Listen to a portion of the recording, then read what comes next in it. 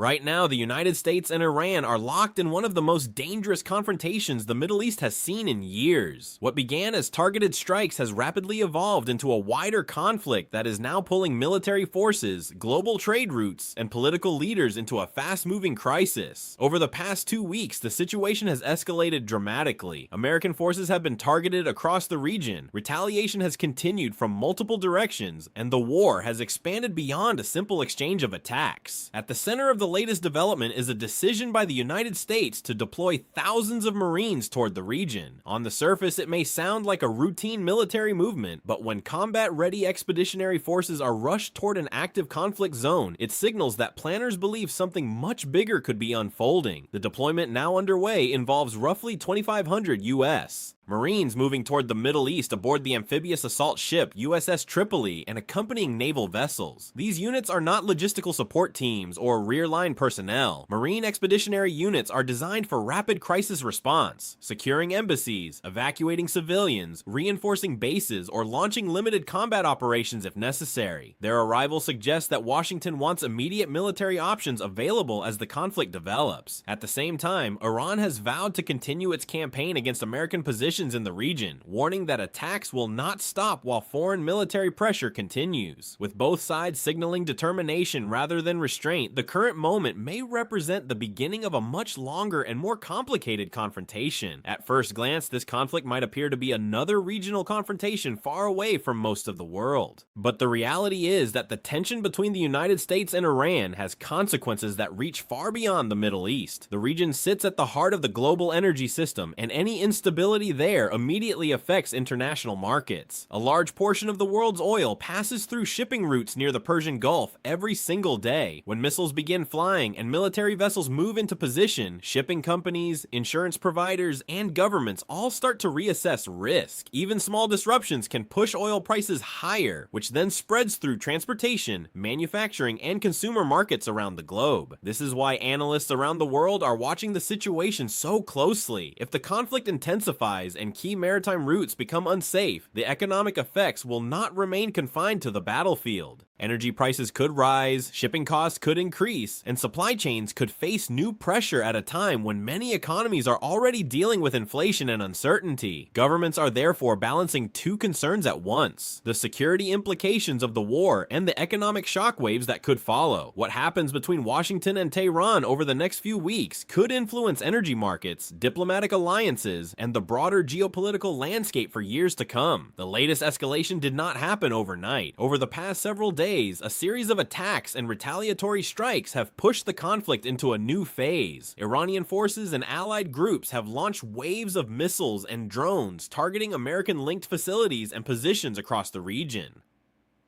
Some of these attacks have focused on military installations, while others have threatened infrastructure connected to U.S. operations. The message from Tehran has been clear: continued pressure from Washington will be met with continued resistance across multiple fronts. These attacks have prompted the United States to increase its military readiness in the region. Reports of strikes on diplomatic facilities and military positions have raised concerns about the safety of American personnel stationed across the Middle East. In response, Washington has begun reinforcing its presence with additional naval forces and expeditionary troops capable of responding quickly to emerging threats. The arrival of Marines aboard the USS Tripoli is part of that strategy. Their mission may include protecting key installations, supporting allied forces, and ensuring that American assets remain secure while the broader conflict continues to unfold. Behind the visible strikes and troop movements lies a deeper strategic confrontation that has been building for years. The United States views Iran's regional influence and military capabilities as a direct threat to American forces and allies in the Middle East. Iranian leadership, on the other hand, sees U.S. military presence and pressure campaigns as attempts to weaken the country's sovereignty and reshape the political balance of the region. These competing objectives have produced a cycle of tension in which each side responds to the other's actions with further escalation. Recent events have intensified that rivalry dramatically. American leaders have argued that their military operations are designed to eliminate threats before they reach U.S. personnel or allies. At the same time, Iranian officials have continued to frame their actions as defensive steps taken in response to what they describe as foreign aggression and mounting external pressure.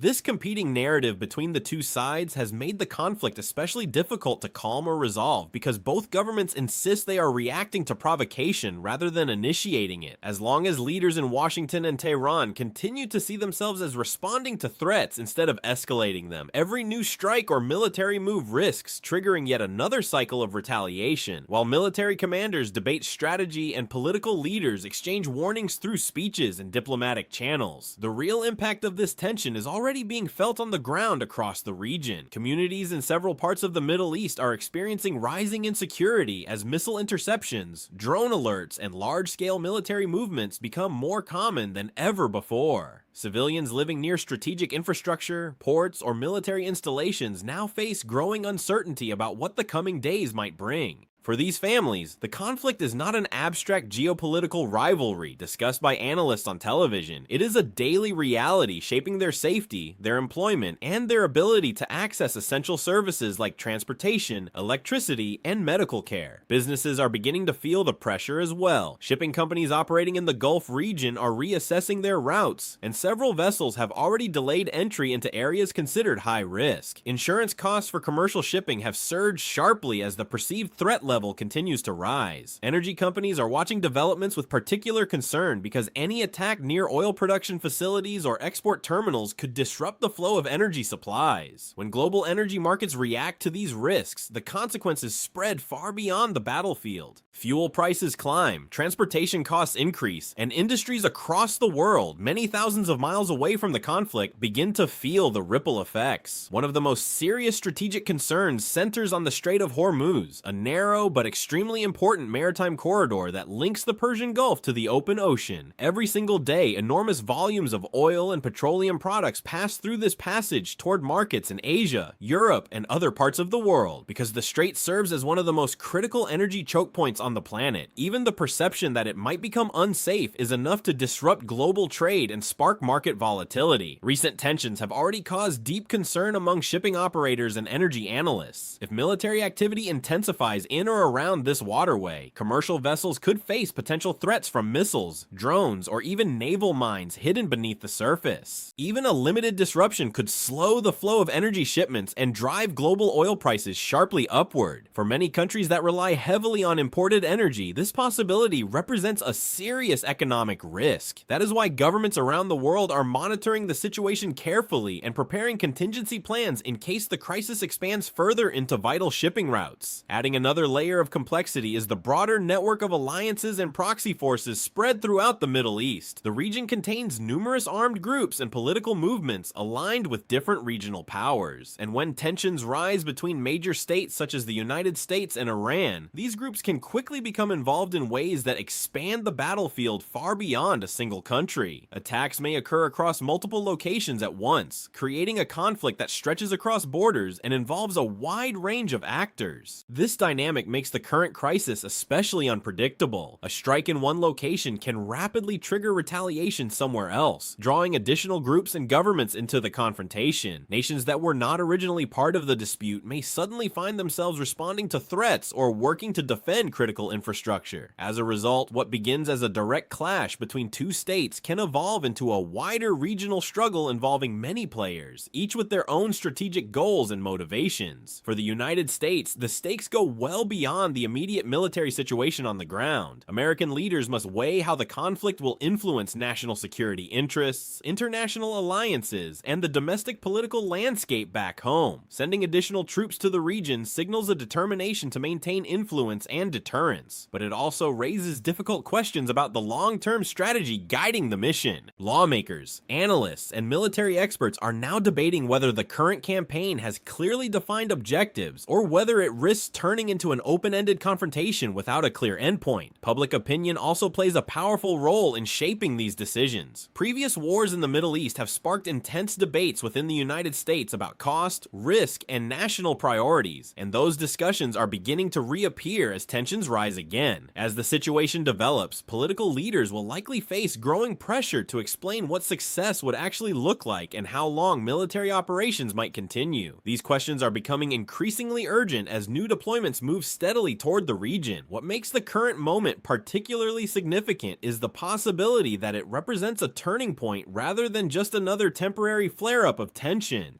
The arrival of additional American forces, combined with Iran's determination to resist pressure and maintain its regional posture, suggests that neither side appears ready to step back from confrontation. Instead, both governments seem to be preparing for a longer period of strategic competition that could reshape the balance of power across the Middle East. As ships carrying thousands of Marines move closer to the region and military readiness increases, the international community will be watching closely to see whether diplomacy can still slow the momentum of escalation. The next stage of this crisis will depend on decisions made not only in Washington and Tehran, but also in other capitals throughout the region. Yet one fact is already becoming increasingly clear: this confrontation has grown beyond a brief exchange of strikes. It has developed into a crisis with global consequences, and the choices made in the coming weeks could play a major role in determining the future stability of the entire Middle East and the broader international order.